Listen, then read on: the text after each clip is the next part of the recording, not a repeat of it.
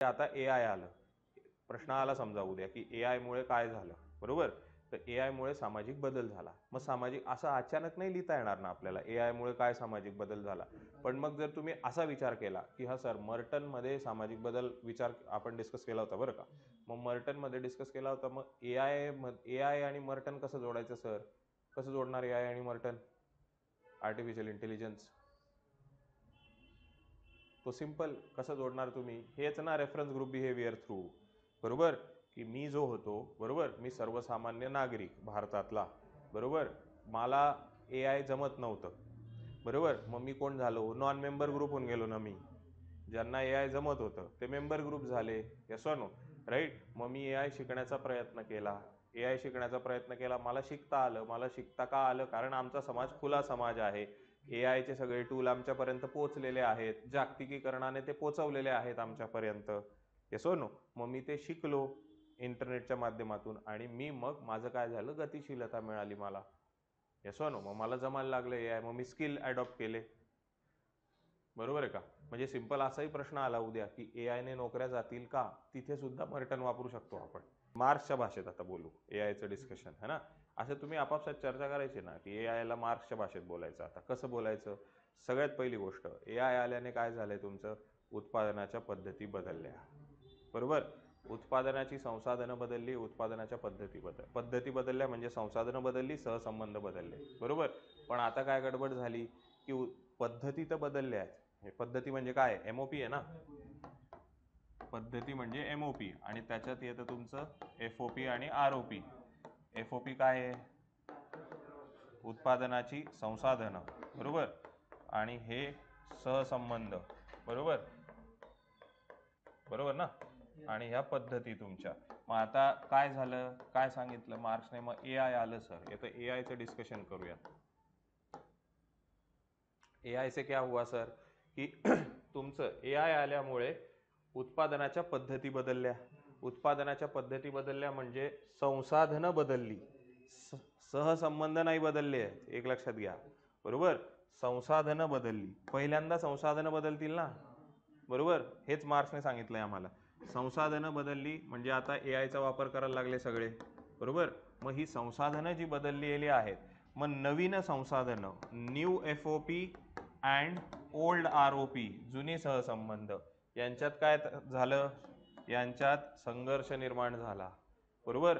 यांच्यात संघर्ष नाही म्हणायचं, काय म्हणायचं शब्द? आंतरिक विरोध निर्माण झाला, बरोबर?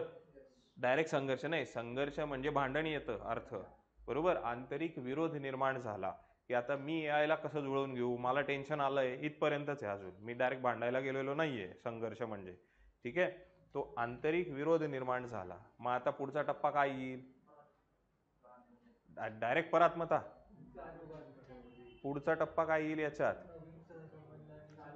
पुढचा टप्पा काय येईल? एकतर तुम्हाला यांच्यात आंतरिक विरोध झाला, मग आंतरिक विरोध झाल्यानंतर तुम्हाला काय करावं लागेल? आंतरिक विरोध नंतर पुढचा काय टप्पा येतो? मग आंतरिक, एक्झॅक्टली, आंतरिक विरोध झाला. मग आंतरिक विरोध झाल्यानंतर मग तुम्हाला तुमच्या वर्गाची जाणीव निर्माण झाली, बरोबर? वर्ग जाणीव वाढली तुमची. वर्ग जाणीव AIच्या केसमध्ये वर्ग जाणीव म्हणजे काय? AIच्या केसमध्ये वर्ग जाणीव म्हणजे आर्थिक जाणीव नाहीये. AIच्या केसमध्ये वर्ग जाणीव म्हणजे मला कळलं की मला जमत नाही येते. येते का लक्षात? बरोबर. मग मी काय करेल? मग आजच्या काळात मला तुम्ही सांगा, आजच्या काळात काय, मग ते जे न जमणारे आहेत ते एकत्र येतील आणि ते काय AIच्या विरोधात भांडतील का? नाही. नवीन उत्पादनाची संसाधनं. मग इथेच गडबड होते ना, मार्क्स इथे कमी पडतो ना की प्रत्येक वेळेस आंतरिक विरोध हा संघर्षापर्यंत जात नाही. येते का लक्षात? तेच तर बघितलं ना आपण. प्रत्येक वेळेस जरी वर्गाची जाणीव झालेली असली तरी ती वर्गाची जाणीव झाल्यानंतर तुम्ही एक सोडून दिलं, एक टप्पा. वर्गाची जाणीव झाल्यानंतर सगळ्याच वेळेस, प्रत्येकच वेळेस संघर्षात परिणित होत नाही. बरोबर? का बरं? कारण ही वर्गाची जाणीव करून देणारा कोणीतरी लागेल, बरोबर? ज्याला आपण म्हटलं पिटी बुर्जुआ, बरोबर? कोण होता तो मधला ग्रुप? आठवतोय का? मधला ग्रुप कुठला? भांडवलशाह. भांडवलदार आणि खाली तुमचे कामगार आणि मधला लघु भांडवलदार पीटी बुर्जवा. तर तो लघु भांडवलदार कुठे? इथे लघु भांडवलदार कोणी नाही. येते का लक्षात? त्याच्यामुळे संघर्ष होत नाही. बरोबर. पण वर्गाची तर जाणीव झाली आहे, पण संघर्ष तर करायचा नाहीये. मग काय? तर मग स्वतःमध्ये बदल करा. येते का लक्षात? बरोबर. मग स्वतःमध्ये बदल केल्यानंतर नवीन संसाधनांची मग हे आता ओल्ड जाईल आणि काय तयार होईल? नवीन सहसंबंध तयार होईल.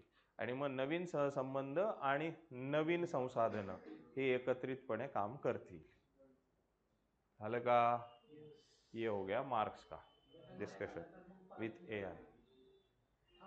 हा, आता ते डिस्कशन की सर बदल नाही झाला, याने बदल केला नाही तर मग परात्मता येईल का? 100% येईल परात्मता. का बरं नाही येणार? येईल परात्मता. बरोबर. तो बदल म्हणजे इथून दोन गोष्टी की एकतर बदल, एक तर परात्मता. बरोबर, करेक्ट. या दोन गोष्टी होणार. बरोबर. एलिनेशन होईल. क्लिअर आहे?